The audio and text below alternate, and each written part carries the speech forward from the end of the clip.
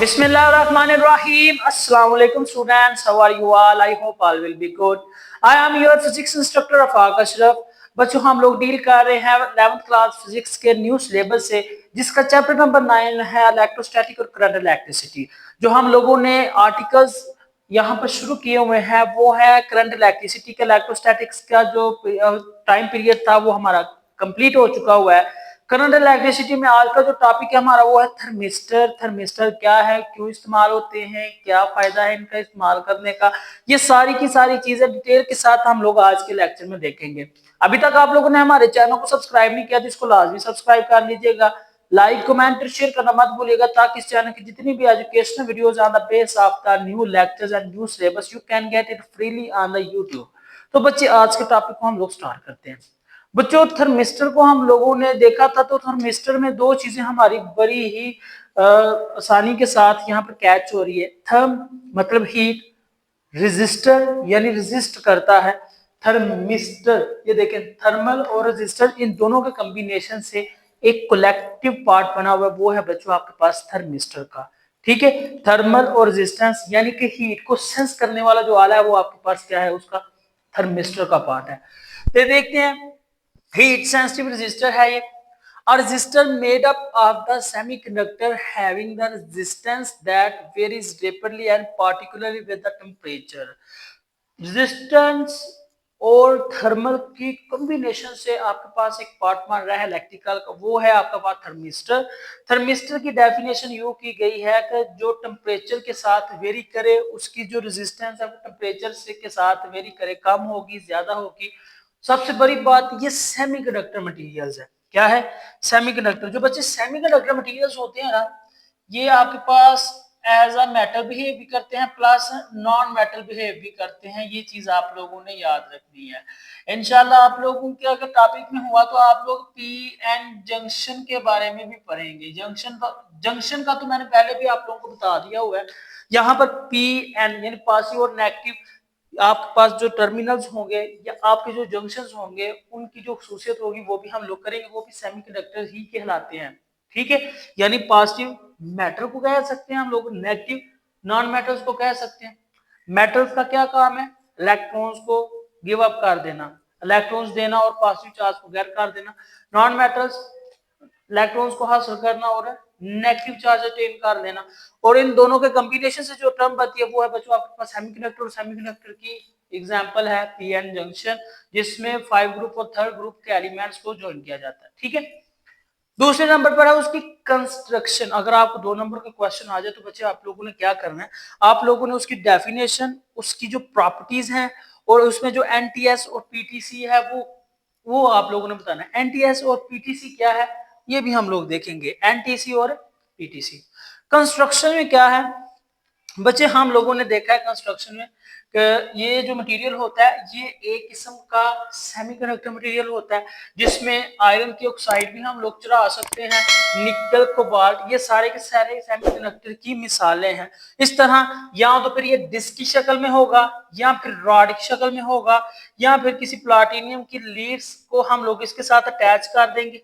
तो ये बच्चे काफी ज्यादा शक्लों में अवेलेबल होंगे। इनका जो काम होता है बच्चे, ये सर्ज करंट को कंट्रोल करते हैं। इसके बाद इनकी डिजाइनिंग इस तरह से की जाती है कि ये आप वोल्टेजेस को कंट्रोल करके या इसके ऊपर अप्लाई करने वाली जो एनटीसी है और पीटीसी है इनकी कंट्रोल इमेज डिजाइन करते हैं।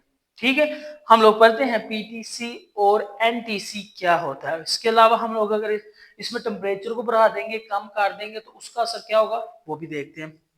तो इसकी प्रॉपर्टीज में क्या होता है बच्चे, rapid change in the resistance with the temperature. Temperature जैसे ही कम या ज्यादा होगा इसकी रेजिस्टेंस में, इसकी प्रॉपर्टीज में चेंजिंग आना शुरू कर देगी।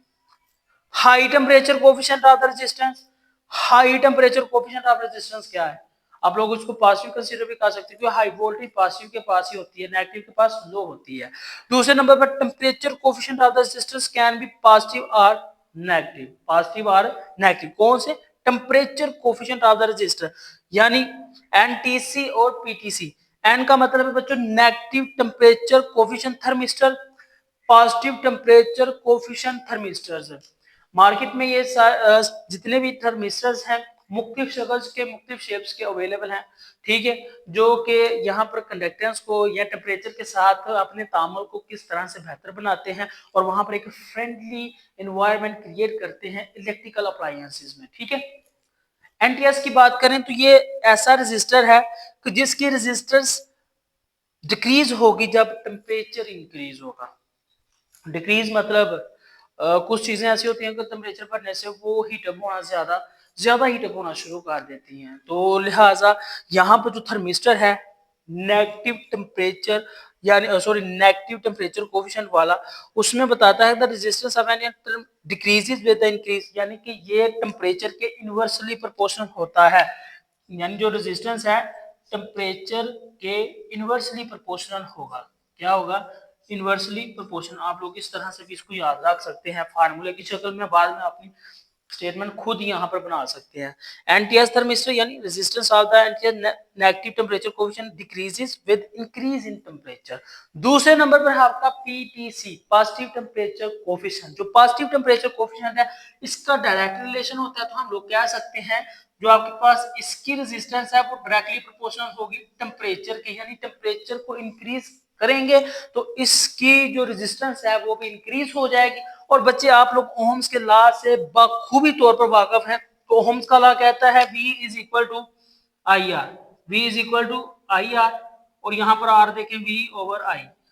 अगर रेजिस्टेंस ज्यादा होगी तो वहां पर करंट फ्लो नहीं करेगा, क्योंकि रेजिस्टेंस और करंट का आपस में रिवर्स रिलेशन है V is equal to I R के मुताबिक। ये देखें V is equal to I R, यहां से आपने करंट की वैल्यू निकालनी चाहिए V over are.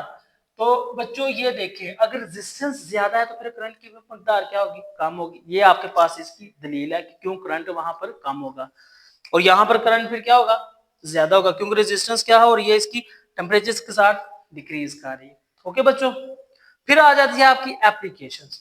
Application of thermistor में आपका सबसे इंपॉर्टेंट यहाँ पर जो हेडिंग आएगी आर्टिकल है वो आएगी safe guard against surge current. ये सर्ज करंट क्या होता है बच्चों? एट द इंस्टेंटली तौर पर जो करंट की प्रोडक्शन होती है या इंस्टेंट जो कंटेंट है टेम्परेचर का या कंटेंट है करंट का वो सर्ज करंट है। यहाँ पर देखिए मैं आपको थोड़ा सा आउटलाइन बता देता हूँ कि surge current is a quick and short lived current flow through the system. जो सर्ज करंट होता है ये थोड़े से टाइम के लिए होता है, बहुत तेज होता है, and that is not design to handle, जो कि हैंडल नहीं हो सकता, ठीक है। उसको हैंडल किस तरह से करेंगे या उस सर्कल को किस तरह से फिर यहाँ पर बच्चे सर्च करंट ये समझ ले कि एक पलक झपकने का जो टाइम है ना उस टाइम का वो करंट है, तो पलक झपकने से ये गुजर जाएगा।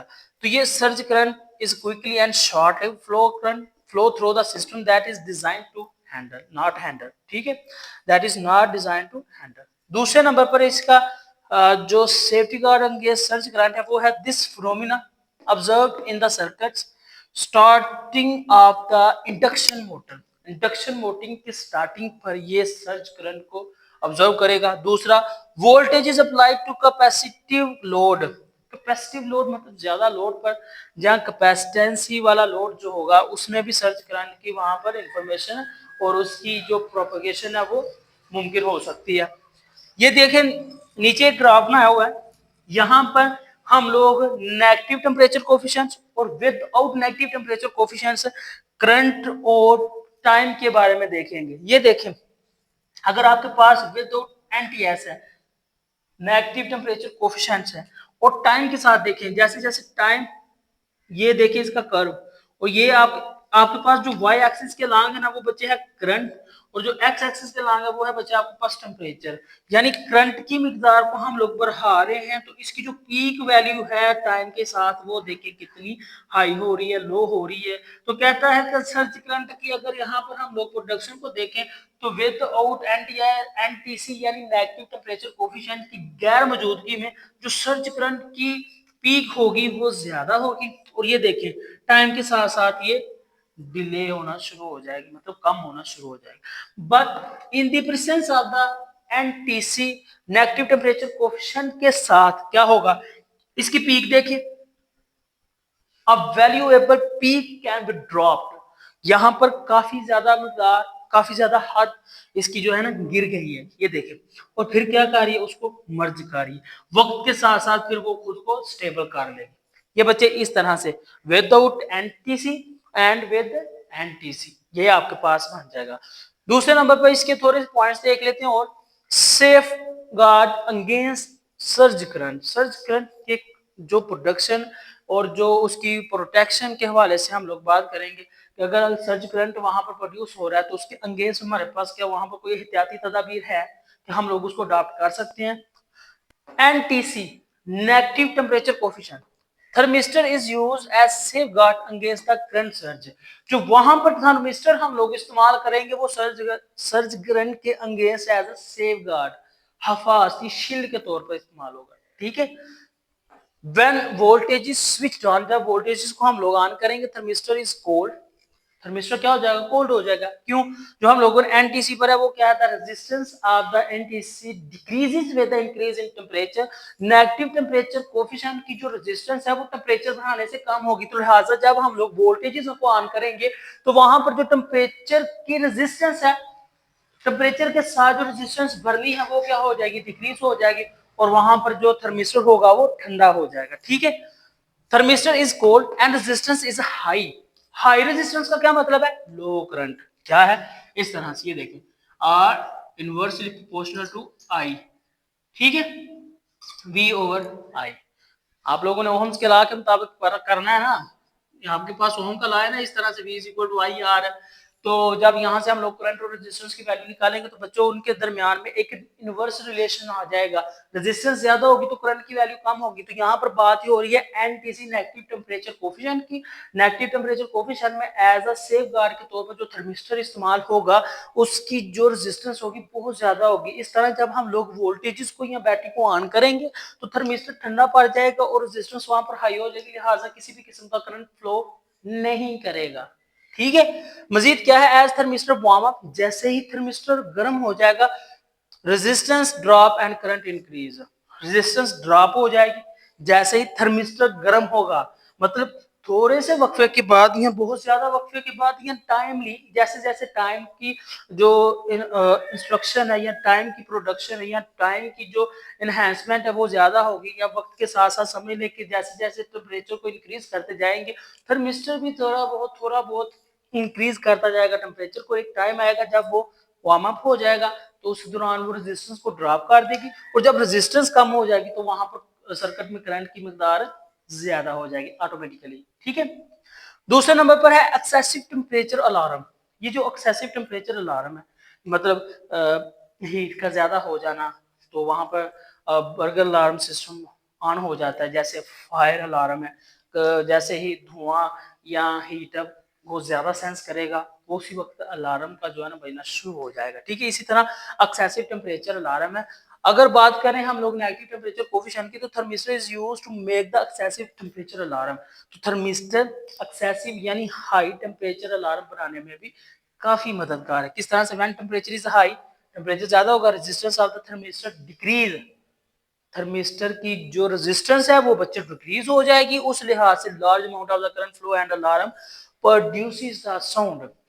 यहां पर भी क्या है, यहां पर भी वही रिलेशन है हमारा, R is equal to V over I, कि जैसे ही वहां पर थर्मिस्टर में से टेम्परेचर हाई होगा वो रेजिस्टेंस को ड्रॉप कर देगा, करंट की एक भारी मिकदार, एक काफी ज्यादा मिकदार वहां पर सर्किट में से गुजरेगी और साउंड को प्रोड्यूस करेगी, जिसकी वजह से आपको पता चल जाएगा एक्सेसिव टेम्परेचर अलार्म की एप्लीकेशन का। ठीक है बच्चों। उसके बाद है ओवर करंट प्रोटेक्शन।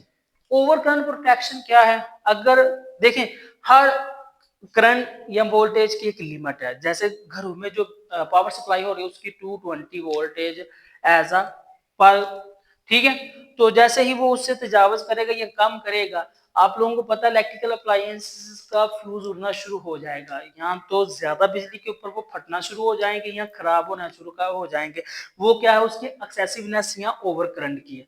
ठीक है। मतलब आपके पास देखें, जो बेसिकली हम लोगों ने लास्ट स्टार्ट किया था वो था हमारे पास V डायरेक्टली प्रोपोर्शनल आई, यानी ओहम्स के लॉ के मुताबिक वोल्टेज डायरेक्ट रिलेशन है करंट के साथ, जैसे वोल्टेज इंक्रीज करेगा करंट भी इंक्रीज करेगा। तो लिहाजा वहां पर हमारे पास कौन सा रेजिस्टर है, PTC, positive temperature coefficient.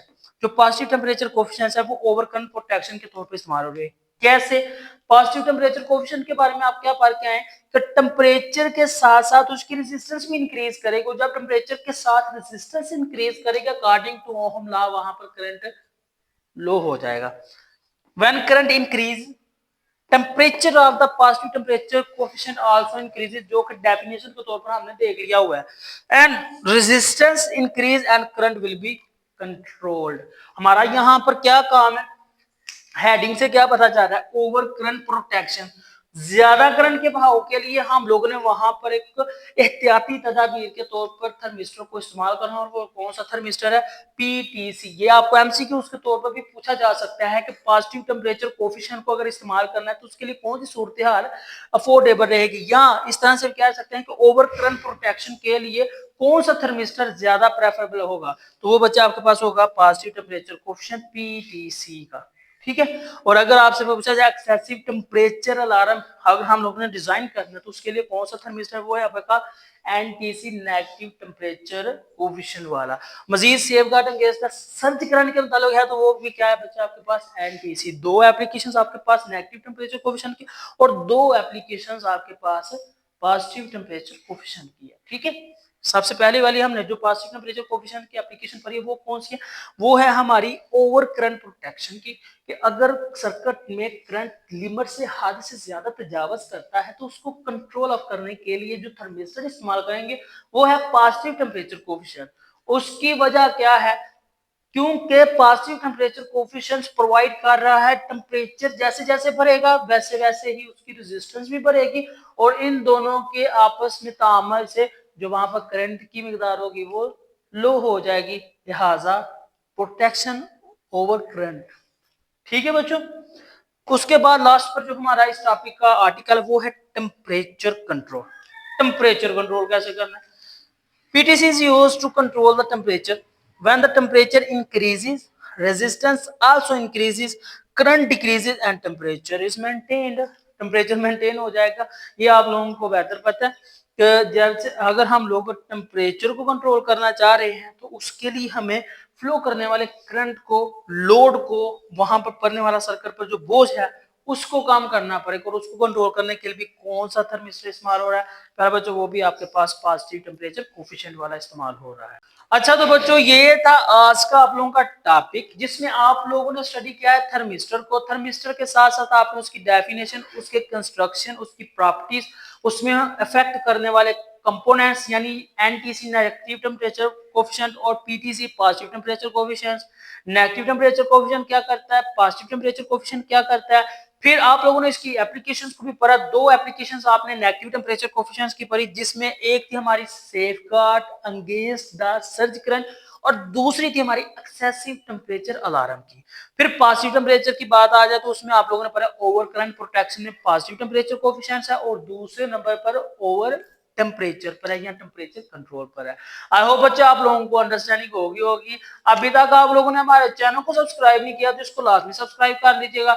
Like comment और शेयर करना मत भूलिएगा ताकि इस चैनल की जितनी भी educational videos on the base of the new syllabus you can get it freely on the YouTube channel of arc teaching zone. मुझे नहीं इजाजत, इंशाल्लाह नेक्स्ट लेक्चर में मजीद गुफ्तगू और बहस मुबासा होगा। तब तक के लिए अल्लाह हाफिज।